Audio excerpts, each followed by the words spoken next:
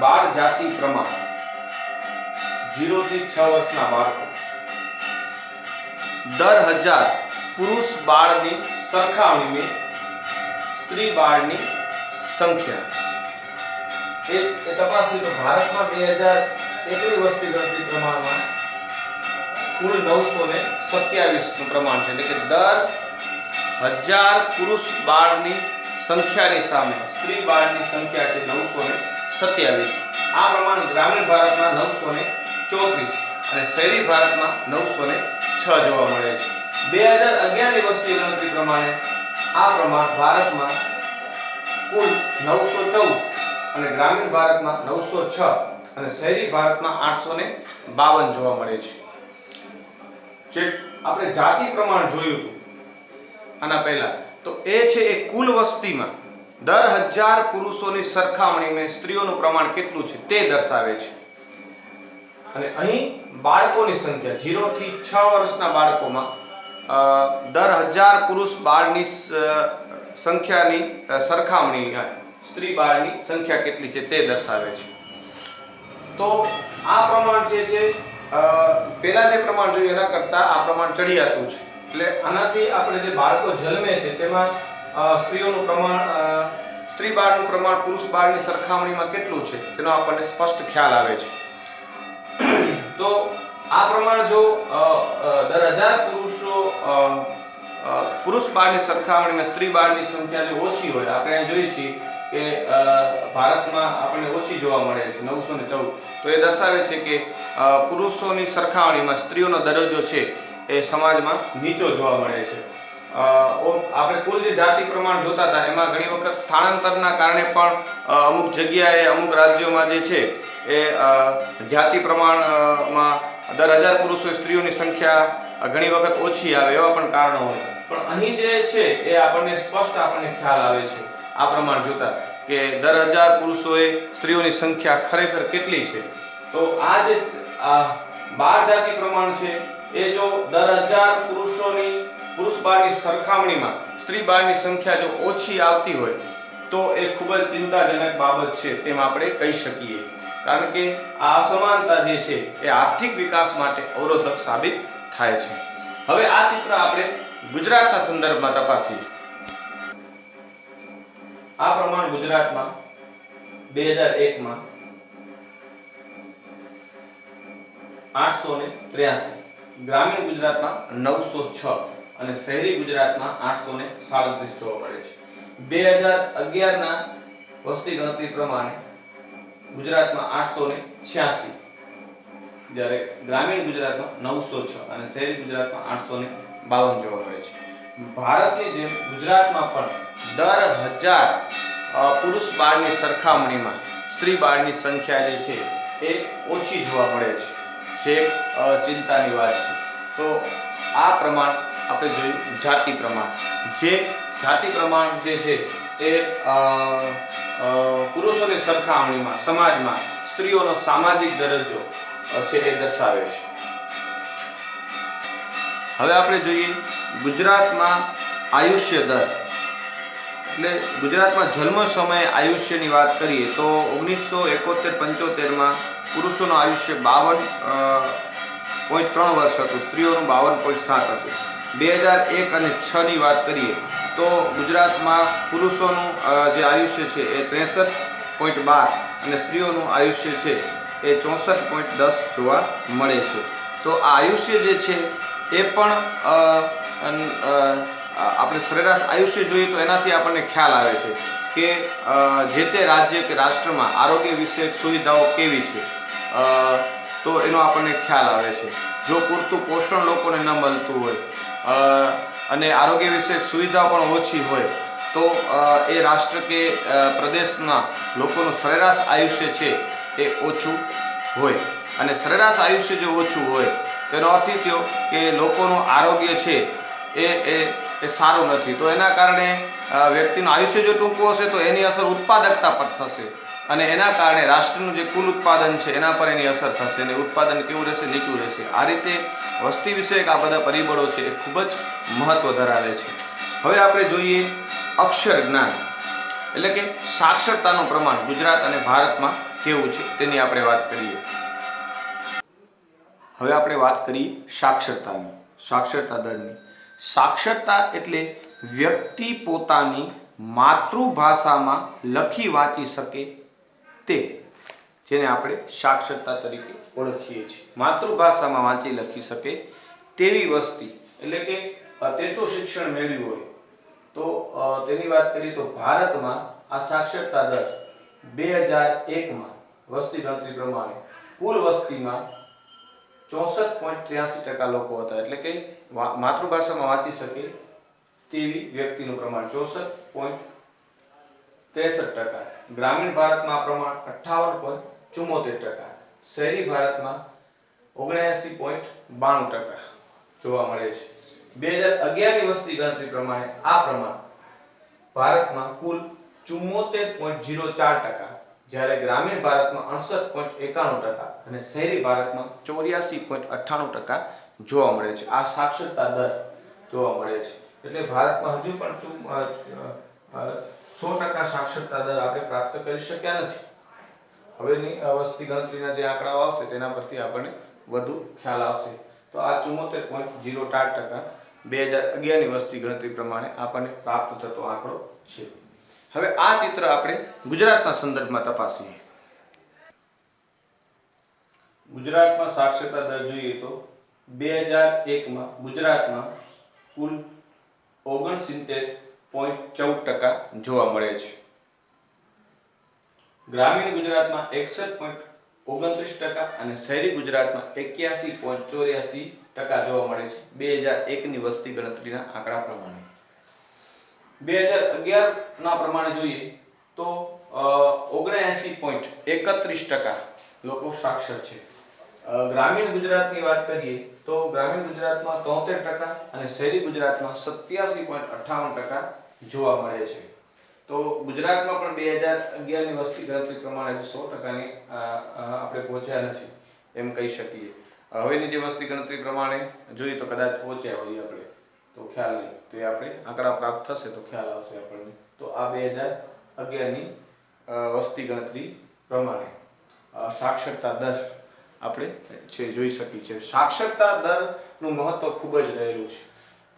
વ્યક્તિ પોતાની માતૃભાષામાં વાંચી લખી શકવાની ક્ષમતા ધરાવતો હોય તો એને અન્ય ભાષા શીખવામાં કે સમજવામાં પણ એની ક્ષમતામાં વધારો થાય છે. એ સરળતાથી એ શીખી શકે છે. પ્રાથમિકતા છે કે એટલું તો મિનિમમ એ વાંચી લખી શકતો હોય તો એ શિક્ષણ છે એ મેળવી શકે વધુ. તો આ પ્રમાણ છે એ આર્થિક વિકાસ માટે ખૂબ જ મહત્વનું હોય છે. એક શિક્ષિત વ્યક્તિ હોય તો એ જે વ્યક્તિ છે એ સારી રીતે કામ કરી શકશે. એની ઉત્પાદકતા છે અન્ય વ્યક્તિ કરતાં કેવી હશે? વધુ હશે. તો આપણે વસ્તીમાંથી યોગ્ય માનવ સંસાધનનું જો નિર્માણ કરવું હોય તો એક તો આરોગ્ય વિષયક સુવિધાઓ, એટલે કે વ્યક્તિનું સ્વાસ્થ્ય સારું હોય, પ્લસ એને એ વ્યક્તિ શિક્ષિત હોય તો એ માનવ સંસાધન છે એ રાષ્ટ્ર માટે આર્થિક વિકાસ માટે ખૂબ જ ઉપયોગી સાબિત થાય છે. તો આ સાક્ષર વ્યક્તિ, એક શિક્ષિત વ્યક્તિ હશે, એક અશિક્ષિત વ્યક્તિ કરતાં વધુ સારી રીતે કોઈ પણ કાર્ય છે એ કરી શકશે. અને કોઈ પણ કાર્ય વધુ સારી રીતે કરી શકે એટલે એ કામ એનું ઉત્પાદન કેવું ઝડપથી થાય, એટલે ઉત્પાદકતા એમાં એની કેવી હોય? વધુ હોય. આ એક શિક્ષિત વ્યક્તિ શું સારું છે એના માટે અને શું ખરાબ છે એનો પણ એ વિચાર કરી શકે છે. એટલે કોઈ પણ વસ્તુ, એક શિક્ષિત વ્યક્તિ હશે, કોઈ પણ વસ્તુ ને ખોરાક તરીકે ઉપયોગ કરતા પહેલા એ જોશે કે આ વસ્તુ છે એના માટે કેટલી ફાયદાકારક છે. એક શિક્ષિત સ્ત્રીનું બાળક અને એક અશિક્ષિત સ્ત્રીનું બાળક જે છે એની બાળ સંભાળ જે છે એમાં પણ આપણે તફાવત જોવા મળશે. એક શિક્ષિત સ્ત્રી પોતાના બાળકોનું જે રીતે સાર સંભાળ રાખી શકે છે અને એક અશિક્ષિત વ્યક્તિ રાખી શકે એમાં આપણને તફાવત છે જોવા મળશે. શિક્ષિત વ્યક્તિ હશે તો વધુ સારી રીતે, કે માની લો કે બાળકને ક્યારેક કઈ રસી અપાવી છે કે વગેરે વગેરે, કે એના બાળકની વધુ સારી રીતે એ સંભાળ રાખી શકશે અને એને શું ખાવા આપવું કે શું ના આપવું કે આ બધી જ બાબતનો છે એક શિક્ષિત વ્યક્તિ હશે શિક્ષિત માતા પિતા હશે તો આવો વિચાર એ કરશે.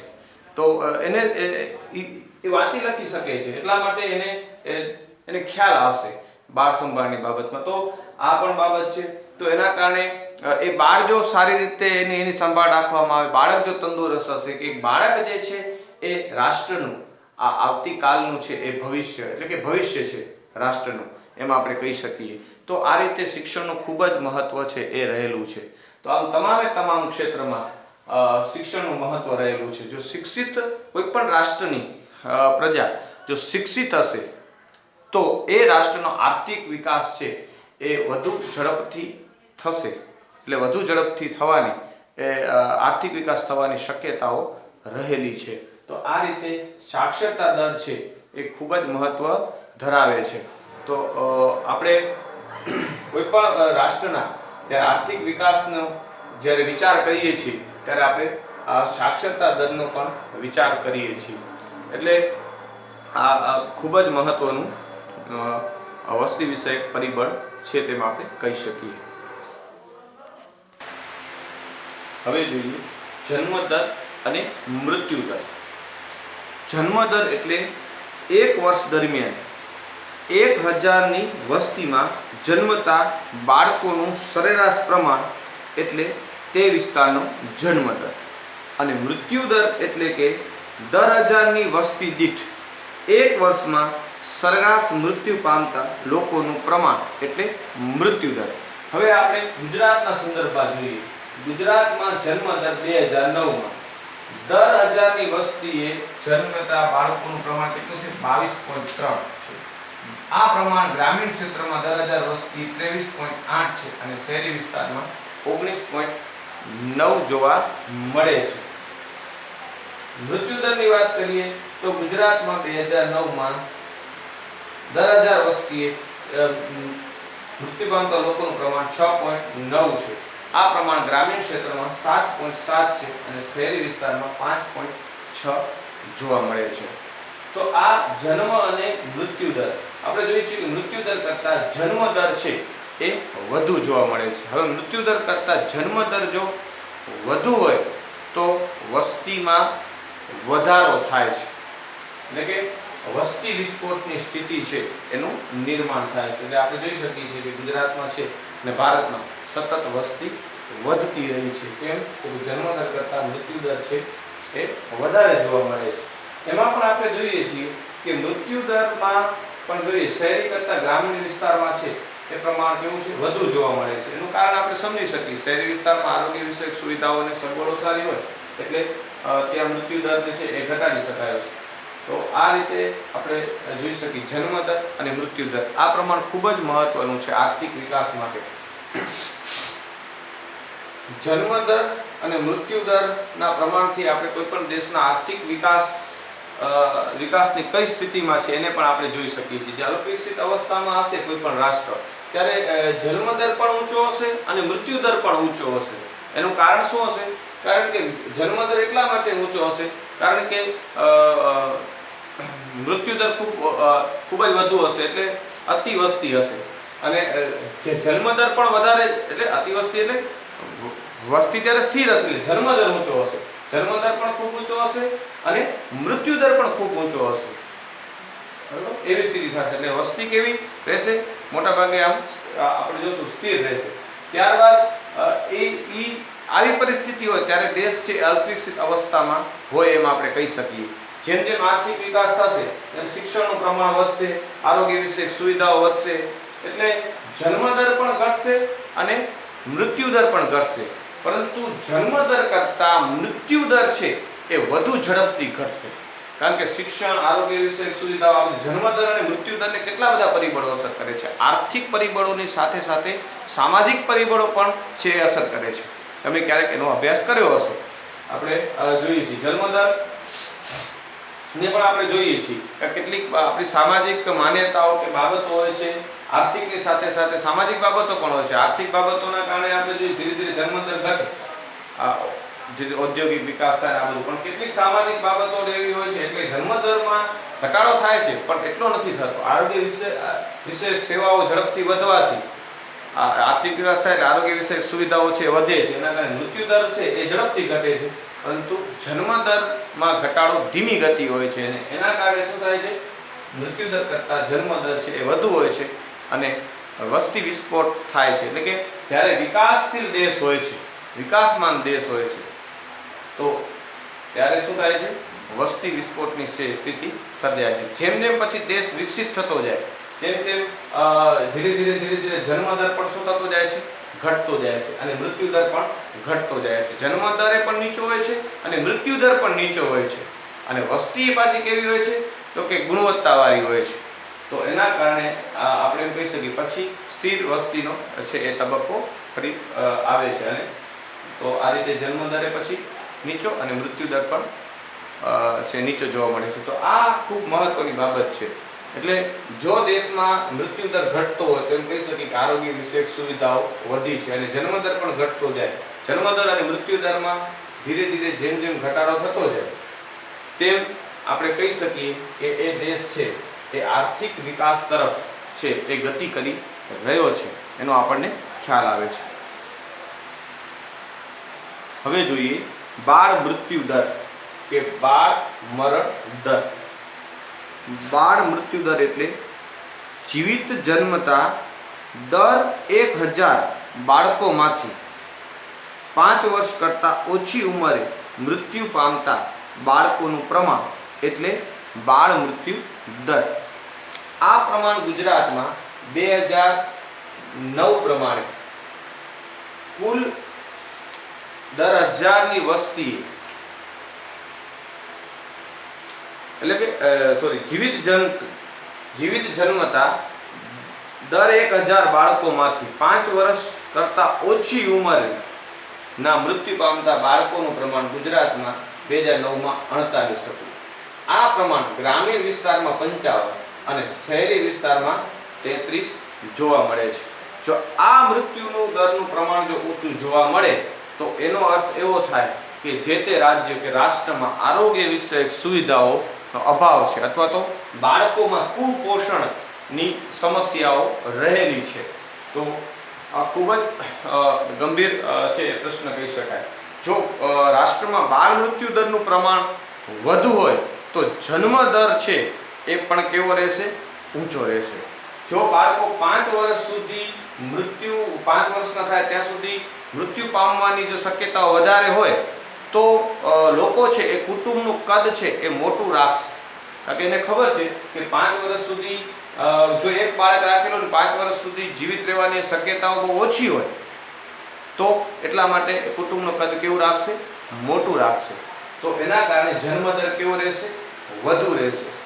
તો આ ખૂબ જ મહત્વની બાબત. જો બાળ મૃત્યુ દરના પ્રમાણમાં ઘટાડો થાય તો જન્મદરનું જે પ્રમાણ છે એ ઘટે છે. કેમ તો કે લોકોને ખબર હોય કે હવે આ બાળક છે એ રોગો સામે લડી શકવાની પૂરી એની ક્ષમતા છે, આરોગ્ય વિષયક સુવિધાઓ સારી છે, તમામ રોગની રસી છે, પોષણ પણ પૂરું મળે છે, તો એની આયુષ્ય જે છે એ કેવી રહેશે, વધુ રહેશે. તો કુટુંબનું કદ કેવું રહેશે, ઓછું રહેશે. તો આ ખૂબ મહત્વની વસ્તુ છે બાળ મરણ દર. તો એટલા માટે સરકાર છે એ બાળ મરણ દર છે એ ઘટે એવો પ્રયત્ન કરે છે. આપણે બધા જોઈએ છીએ કે ઘણી બધી યોજનાઓ હોય છે કે જેથી કરીને બાળકોને કુપોષણમાંથી મુક્ત કરી શકાય, બાળ મરણ દરનું પ્રમાણ ઘટાડી શકાય, ફ્રીમાં છે રસીકરણ કરવામાં આવે. આ બધી જ બાબતો જે છે એ ખૂબ મહત્વની છે. સરકાર એ માટે પ્રયત્ન કરે છે કે જેથી કરીને બાળ મરણ દર છે એ ઘટે અને ઘટે તો શું થાય, તો જન્મદરનું પ્રમાણ પણ ઘટે અને વસ્તી વૃદ્ધિ છે એમાં શું થાય, ઘટાડો થાય. અને વસ્તી કેવી થાય તો કે ગુણવત્તાયુક્ત તંદુરસ્ત વસ્તી છે એ નિર્માણ થાય, એટલે તંદુરસ્ત માનવ સંસાધન છે એ આપણને જે પ્રાપ્ત થાય. તો આ ખૂબ જ મહત્વનું છે બાળ મરણ દર. ગુજરાતનું આ ચિત્ર આપણને જોવા મળે છે 2009ના આંકડા પ્રમાણે. તો આ તમામ જે છે એ વસ્તી વિષયક છે એ પરિબળો હતા ગુજરાતના 2001 અને 2011ના. તો આ વસ્તી વિષયક પરિબળો છે એ કોઈ પણ રાજ્ય કે રાષ્ટ્ર માટે ખૂબ જ મહત્વના હોય છે. વસ્તી વિષયક પરિબળો આર્થિક વિકાસને છે એ અસર કરે છે. અને ખૂબ જ મહત્ત્વ ધરાવે છે. આ તમામ વસ્તી વિષયક પરિબળો છે એ દરેક રાષ્ટ્ર કે રાજ્ય માટે ના નીતિ વિષયક નિર્ણયો લેવામાં ખૂબ જ મહત્ત્વનો ભાગ ભજવે છે. તો મિત્રો, આ લેક્ચરમાં આટલું જ. હવે નવા મુદ્દા સાથે બીજા લેક્ચરમાં મળીશું.